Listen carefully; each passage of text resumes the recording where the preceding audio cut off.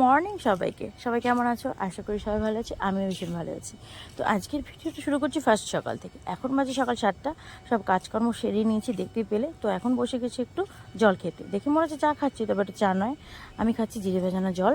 তো জল টল খেয়ে আমি ঠাকুরের বাসন মেজে নিচ্ছি, পুজো দিতে হবে আজকে বৃহস্পতিবার, সেই জন্য একটু বেশি বাসন। আর তারপরে স্নান টান করে এসে আমি পুজো দিতে বসে পড়লাম। এখন আমি গোপালদেরকে তুলবো। দেখো 3টে গোপাল কত সুন্দর ঘুমাচ্ছে। যাক, আজকে বৃহস্পতিবার ছিল বললাম, তাই ঘট বসাতে হলো। আর পুজো দিতে একটু দেরি হয়ে গেছে, কারণ বৃহস্পতিবার বাসন টাসন তো একটু বেশি থাকে, সেই কারণেই। তো যাই হোক, মোটামুটি দেখো আমি সুন্দরভাবে পুজো দিয়ে দিয়েছি। পুজো দেওয়ার পরে আমি একটু মানে রেডি হয়ে, মানে চেঞ্জ করে আর কি একটু বাইরে বেরোলাম। দেখো এখন বাজে প্রায় 9:15 মতো। তো এখন এতটাই রোদ, দেখে মনে হচ্ছে দুপুর 12টা বাজে। তো মন্দিরে পুজো দিচ্ছে আমার ননদ, আর আমি একটু বেরোলাম বাইরে দিকটা দেখতে। তো দেখো কত সুন্দর ফুল ফুটেছে বাড়িতে। ওটা কাঠফুল, আর এটা হচ্ছে করবী ফুল, জানো সেটা। আর এই যে জবা ফুল গাছটা তোমরা দেখতে পাচ্ছ, প্রচণ্ড ফুল ফোটে এই গাছটাতে। যাই হোক, ওইদিকে একটু ঘোরাফেরা করে এসে ঘরে চলে আসলাম। এখন আমি বানাবো 3 রকমের জল। দেখো আমি 3টে বোতলে 3 রকম জল নিয়ে নিয়েছি। একটাতে বানাবো ডিটক্স ওয়াটার। দেখো এর মধ্যে কী কী দিলাম, শসা, লেবু টেবু, যাই হোক যেটুকু দিতে হয়, চিয়া সিড দিয়ে আমার ডিটক্স ওয়াটার রেডি। তারপর আমি এখন বানাবো আখের গুড়ের জল। মানে এত গরম, তো সবাই তো মানে কাজে বের হয়, তো বাড়িতে এসে একটু মানে ঠান্ডা না খেলে পেটটা ঠান্ডা তো করতেই হবে, না হলে শরীর খারাপ করবে। সেই কারণে আখের গুড়ের জল একটা ভিজিয়ে রাখি, আর একটা যেটা ভিজিয়ে রাখি সেটা হচ্ছে নুন চিনির জল। তো এটা ভিজিয়ে রাখাটা খুবই দরকার, কারণ ওটা খেতেই হবে। আমার শরীরটাও একটু খারাপ, তো এটা তো ডাক্তার খেতে বলেছে। তো এই 3 রকমের জল আমি ভিজিয়ে রাখি। আর আমি সকালবেলাতে যেটা বানাবো আজকে, মাঝে মাঝে এটা আমি বানাই, রোজ না হয় না, তবে বানিয়ে আমি মেয়েকে দিই আর বরকে দিই। তো দেখো নানান রকম কাজু, ছোলা, খেজুর সব নিয়ে নিয়েছি। স্মুদি টাইপের একটা বানাবো কলা ঠলা দিয়ে, দুধ দিয়ে।